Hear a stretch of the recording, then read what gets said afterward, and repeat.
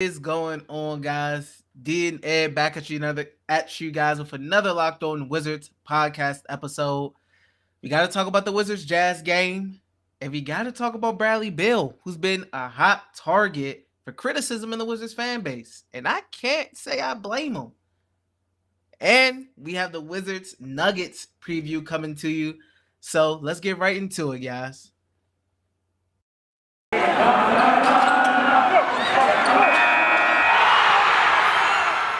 You are Locked On Wizards, your daily Washington Wizards podcast, part of the Locked On Podcast Network. Your team every day.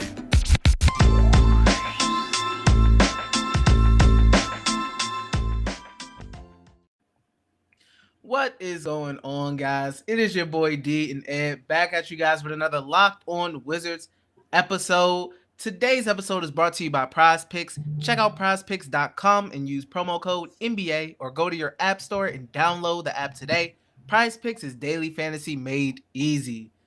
So before we get into any of the Bradley Beal stuff or the Nuggets Wizards stuff, and we got to go over this Wizards Jazz game. It was close until it wasn't.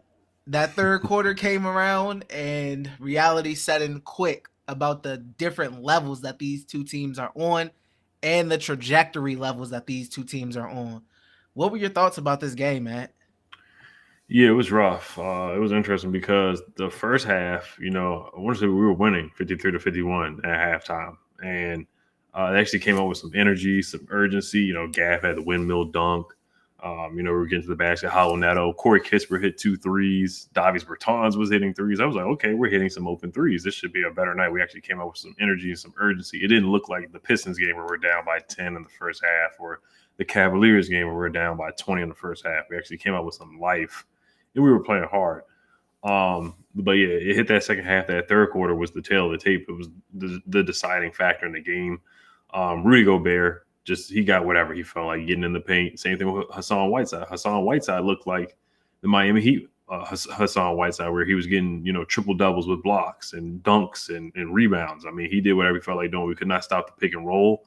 Donovan Mitchell had a windmill dunk. He was hitting threes. He was getting to the basket. There was a time where he was matched up with Davis Bertans, and that was a terrible matchup. So we weren't able to stop Donovan Mitchell.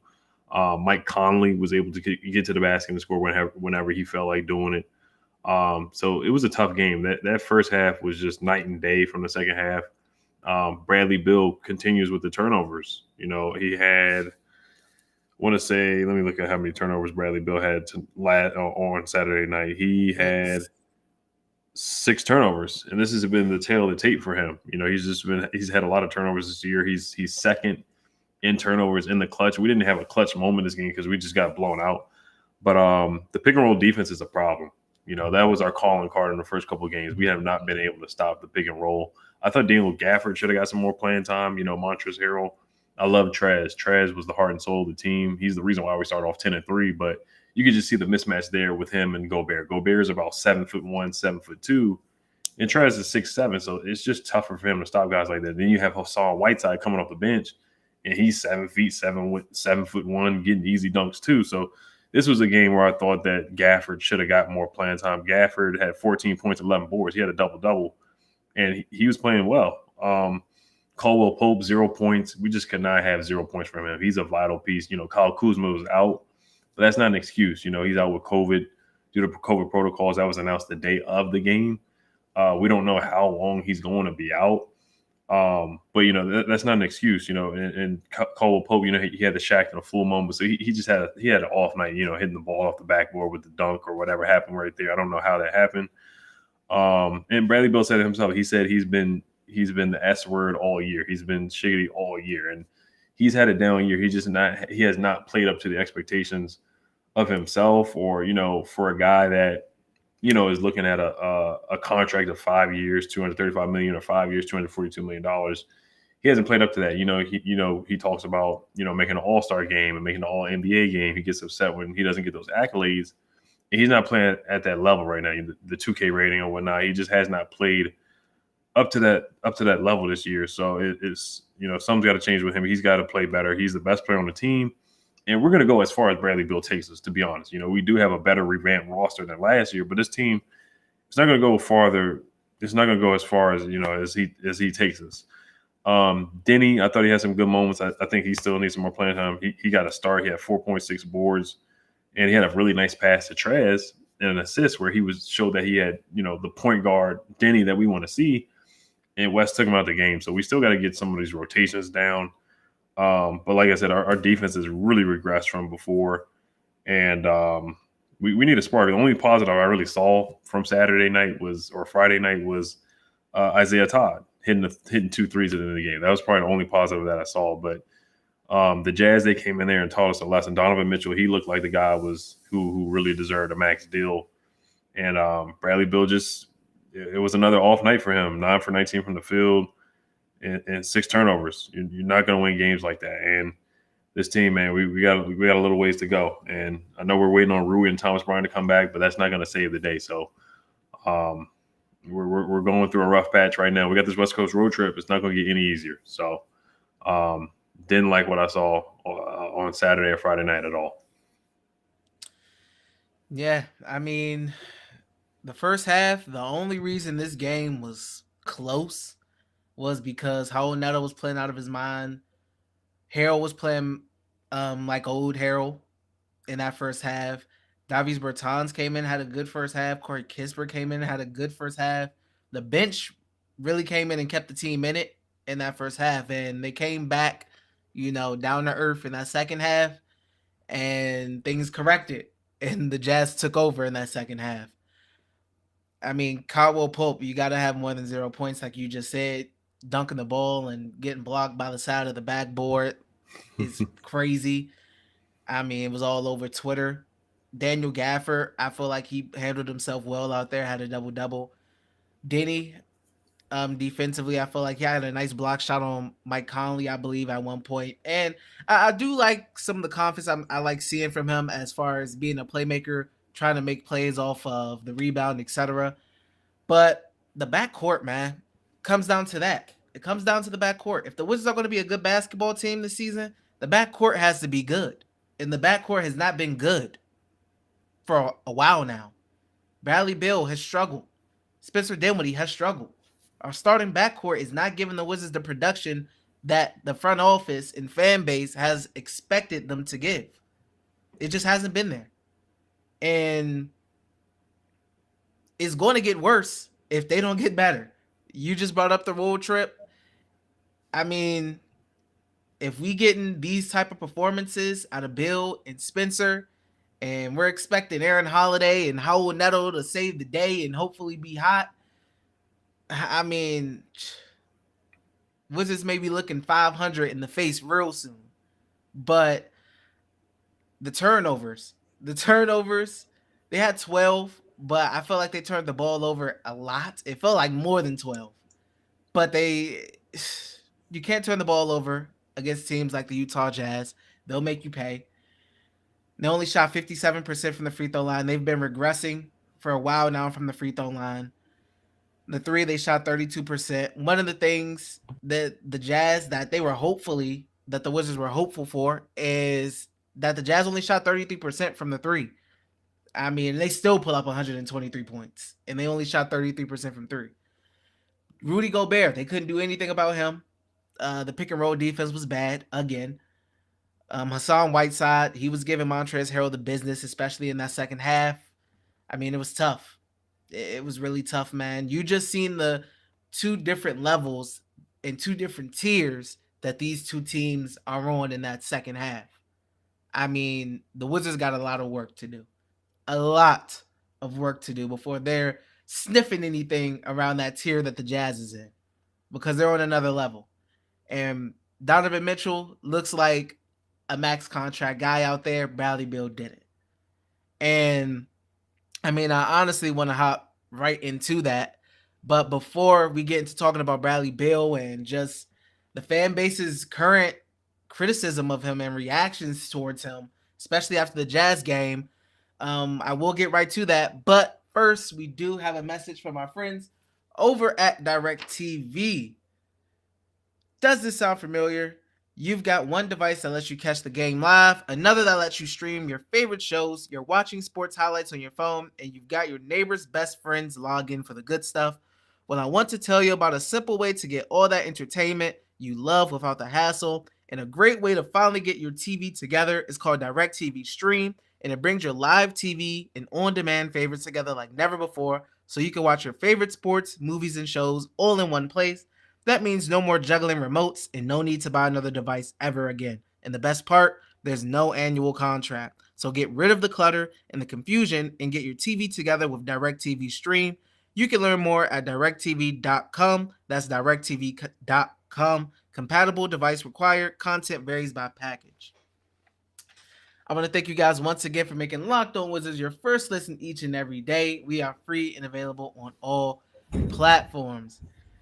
And after that Jazz game, I mean, Wizards fans were coming at Bradley Beal hard. And a big part of that is because you had the Chris Haynes podcast quotes where he's talking about, being selfish and not wanting to make that ultimate decision right now and be wrong, etc. And it don't work out.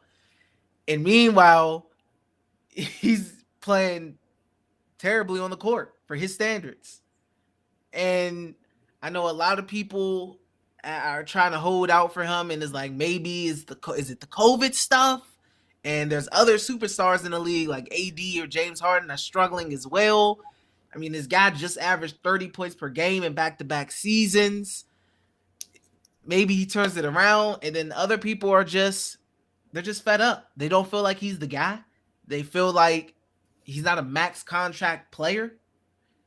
And they feel like maybe it's time for the Wizards to start fielding some calls for him. I mean, what's your take on this? Yeah, it's tough. And you look at some numbers from last night, I want to say the starting unit only hit 1 3-pointer. Bradley Beal hit 1 3. He shot 1 for 3 from the three-point line. Spencer Dinwiddie was 0 for 3. So the backcourt has to be better. Spencer Dinwiddie has to be better too. As far as Bradley Beal, the trade deadline is coming up in February. So it's actually going to be here a little bit quicker than what you think.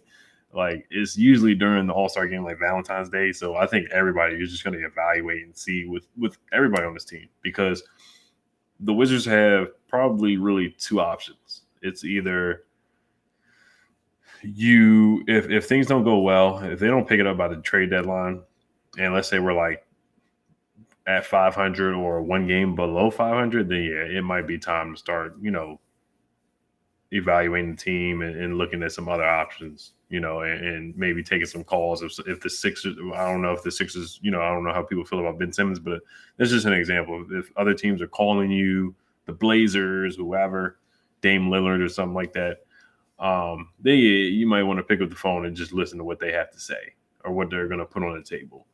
But if you're 5 games above 500, you just let it rock. But you don't want to let Bradley Beal just leave you high and dry in free agency. That would be the worst case scenario for the Washington Wizards. It really would be. But yeah, I trust that Bradley Beal is going to improve. It's just not like just the turnovers and the shooting. People can blame the new basketball to Wilson. I know a lot of people struggle. You look at Brad's numbers. He's shooting a career low from the 3-point line right now, and we're 15-12. So it's 27 games in. It's not just 10 games. We're over a quarter through the season. So he's shooting 26% from the 3, which is a career low for him. The second career low is 34%. So over the years, he's going down. So last year he shot 34% in 2020. In 2021, the 2020 season he shot 35% from 3. So he's just been going down. He used to be a 40% 3-point shooter. So the 3-point shooter is going down year by year. And the turnovers are going up. He's averaging a career high in turnovers, 3.5 turnovers per game. So that's two signs that are not good. And he's on pace to average a career low in points. Well, not a career low, but he hasn't averaged below 25 points per game in about the last 5 years. So the numbers aren't great. We're kind of on a skid right now.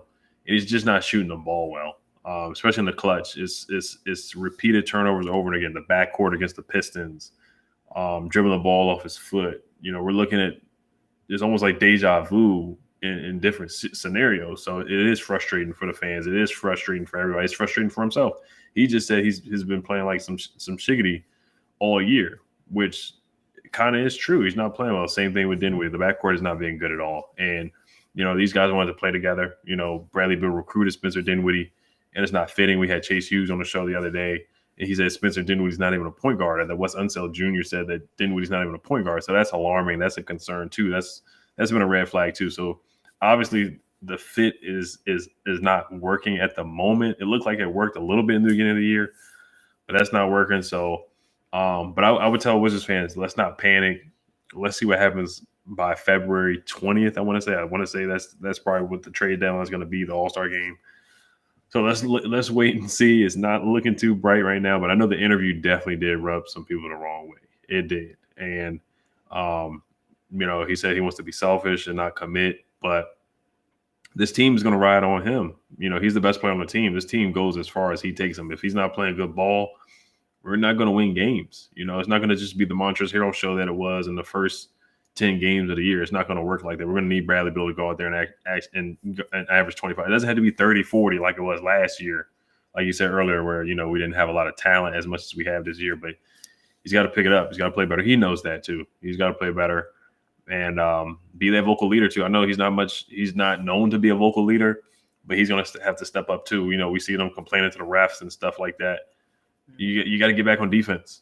You're not going to be able to complain to the refs every time. You're going to have to get back on defense and show by example, So it's tough right now. This West Coast road trip, I'm intrigued to see. I want to see how these guys respond. I want to see how they bounce back. I really want to see how they play on this West Coast road trip, because if it goes bad here, if they go like 0-5 or 1-4, then yeah, they will be below 500 because they're 15-12 right now. So they could end up and fool around and be 16-16 or 16-17. If they end up below 500, it's going to be a tough way to claw back out of that. So I would just say let's look and evaluate around February. I'm gonna be patient here and see what happens around February. For all the people who are screaming for the Wizards to start looking to trade Bradley Beal, etc., it's tough to blame them, in my opinion, if you just look at the recent play, etc., and then you got the comments on top of that just dug him a even bigger hole.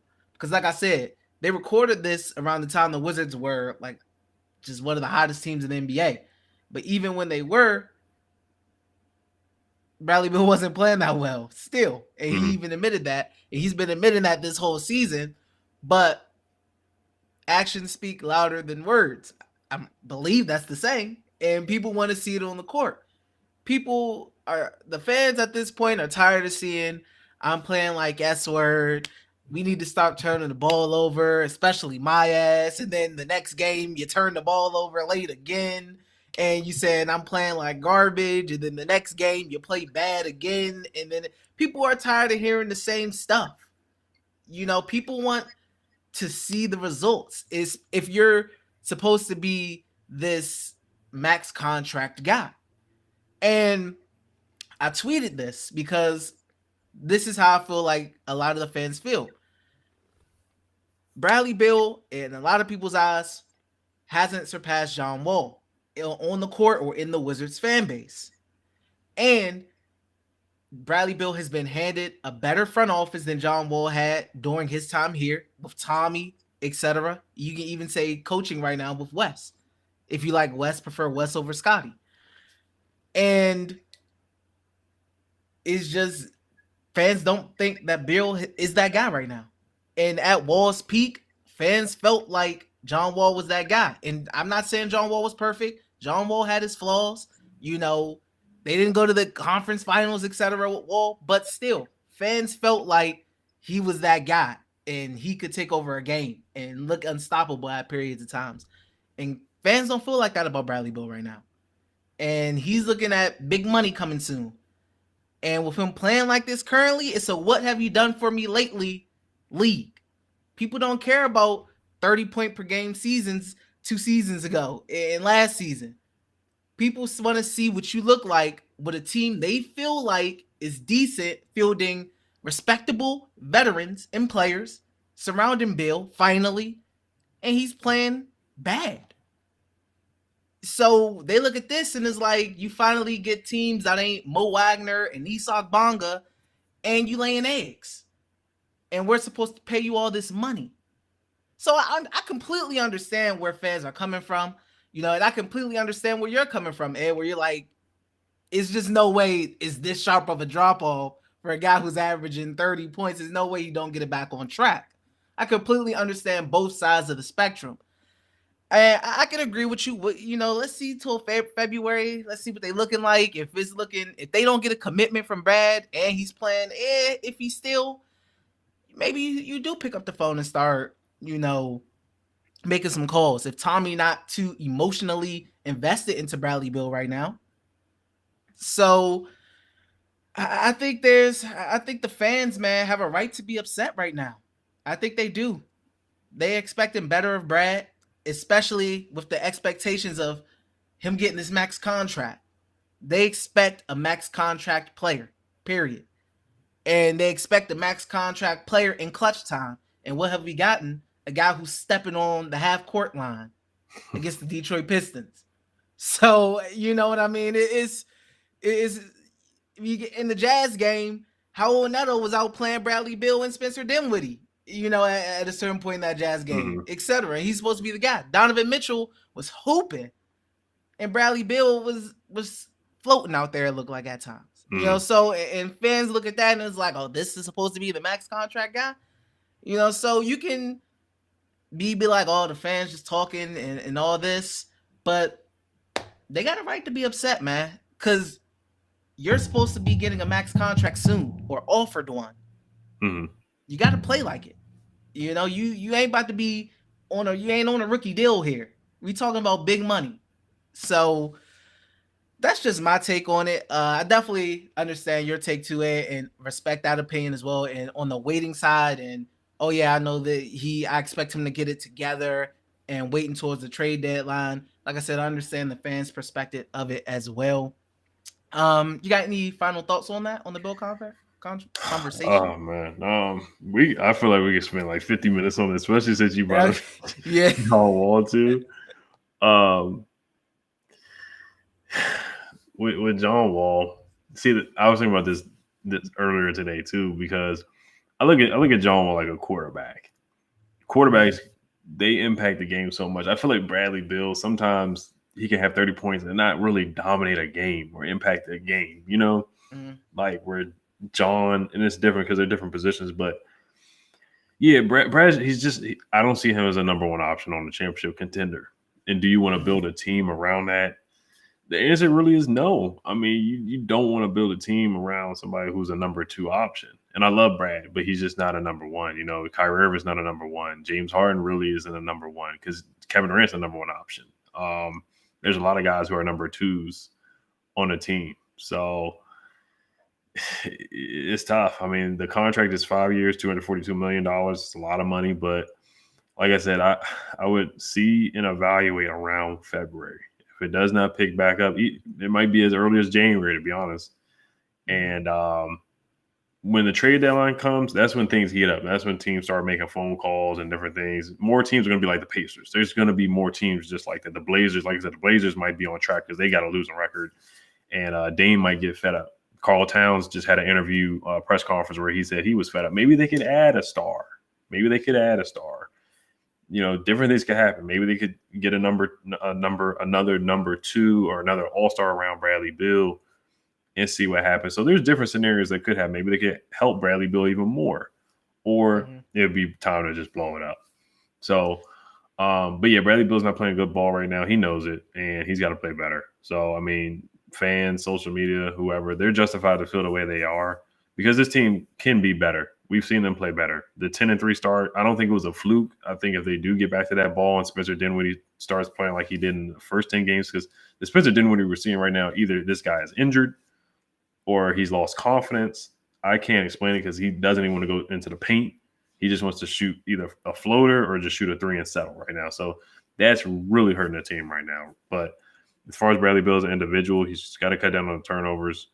And the three-point shooting it's really regressed. I'm really confused on how his shooting has really gone down. That's hurting the team too because he can't even make a shot. Like he's shooting 3 threes a game where he used to shoot like 7 or 8 and make at least 3 out of the 8 That's what I'm asking for. Right now, we're getting like 1 for 8, 1 for 9. Now he's just starting not to even shoot threes right now. So, but it's tough. Yeah, I mean, John Wall was definitely more of a number one option in my opinion. He still wasn't like a number one option on a championship team, but he was definitely more of a leader. Like you knew that John Wall was going to dominate. There was games where John dominated the game, and Brad was the number 2. He would set Brad up.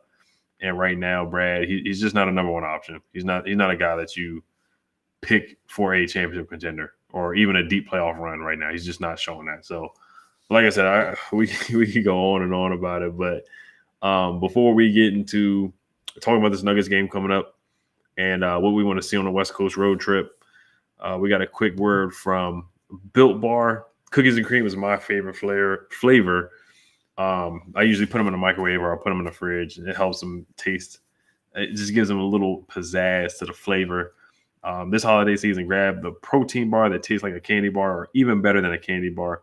Built Bar filled with so much holiday goodness, rich with decadent flavor, covered in chocolate, but amazingly low in calories, sugar, net carbs, and fat, and high in protein. You get the best of both worlds.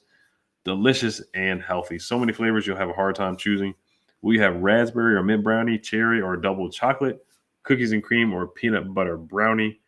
Built Bar gives you that extra fuel you'll need to bust down those mall doors and battle all the holiday shoppers. Or if you're just standing in endless shopping lines, Built Bar can give you that extra something to keep you going. So throw one in your jacket or purse. You never know when you're going to need it. Because of the season of peace and love, don't bring up your favorite Built Bar flavor at family parties. People are so passionate about their favorite flavor, they'll fight for it, and things could get out of hand. You friends with Santa? We'll tell Santa to throw a few Built Bars in those stockings with so many flavors, they make anyone's Christmas morning a happy one. Go to Built.com, use promo code LOCK15 and get 15% off your order. We also got a word from Bet Online. There's a lot of football games on today. You could have bet on a lot of games. You can bet on the Monday Night Football game, and you can bet on the Wizards game tomorrow night. Bet Online has you covered for all season, more props, odds, and lines than ever before. As football season continues the march to the playoffs, Bet Online remains your number one spot for all the sports action this season. Head to our new updated desktop or mobile website to sign up today and receive your 50% welcome bonus on your first deposit. Just use our promo code LOCKED ON to receive your bonus. From basketball, football, NHL, boxing, and UFC, right to your favorite Vegas casino games. Don't wait to take advantage of all the amazing offers available for the 2021 season. BetOnline is the fastest and easiest way to bet all your favorite sports. BetOnline, where the game starts. So, yeah, how you feeling, D, about this Nuggets game coming up? We got a reunion with Wes Unseld Jr. playing against his former team, Jokic. So it should be an interesting game. How you feeling about that and the West Coast road trip coming? We got a back-to-back on Wednesday and Thursday. So Spencer Dinwiddie most likely will not be playing on the second game. So we get to see a game with Bradley Beal where it looks like Bradley Beal's just playing a lot better without Spencer Dinwiddie. Man. I expect Jokic to tear the Wizards up. His last game against the Spurs, he dropped 35 points, 17 rebounds, 8 assists. He's playing at an MVP level again. This season, he shot 15 for 24, 4 for 6 from the 3. I mean, he's just playing crazy basketball right now. And the way the Wizards are defending the pick and roll and just have been struggling against some bigs, I expect no difference against a guy like Jokic. I expect him to do the Wizards dirty. Now, it's about not letting a bunch of the other guys go off, like a Aaron Gordon or Morris, Campazzo, Bones Highland. They got a lot of guys, and I know they got injuries too with Michael Porter, Jamal Murray, of course.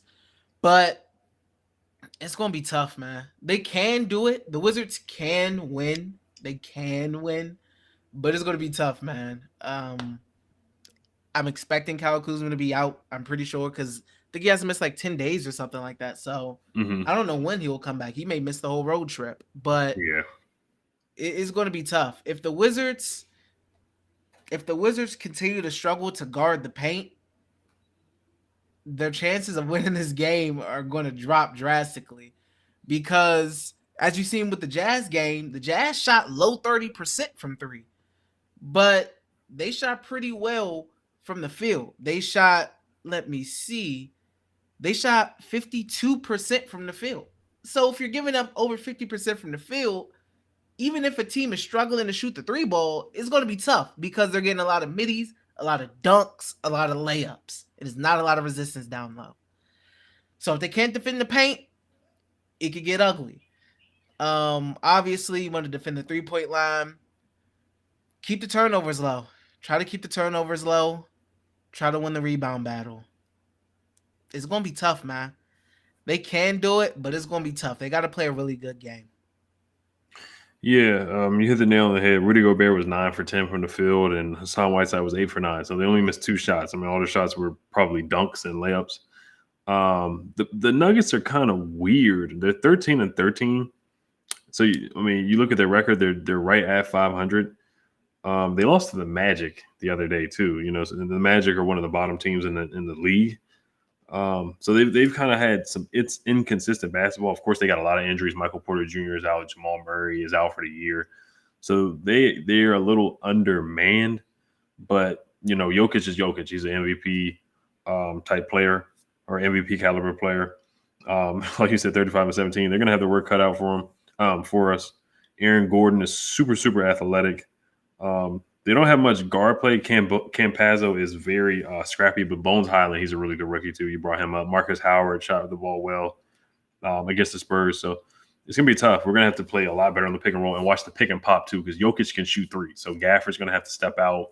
Harrell's gonna have to step out. It's not just gonna be like Gobert and Hassan Whiteside where they're just running for alley oops and lobs and stuff like that. They're actually gonna have to step out and defend the 3-point line. So that will be interesting because Montrezl Harrell, when he has matched up against Jokic, you think about the bubble playoffs where Montrezl had to sit with the Clippers because he struggled against Jokic. A lot of people struggle against Jokic. So this might be a game where if Trez is struggling, then West is just gonna have to ride with the hot hand with Gaff. I thought Gaff deserved more playing time. He had a double-double. He matched up better against those taller bigs.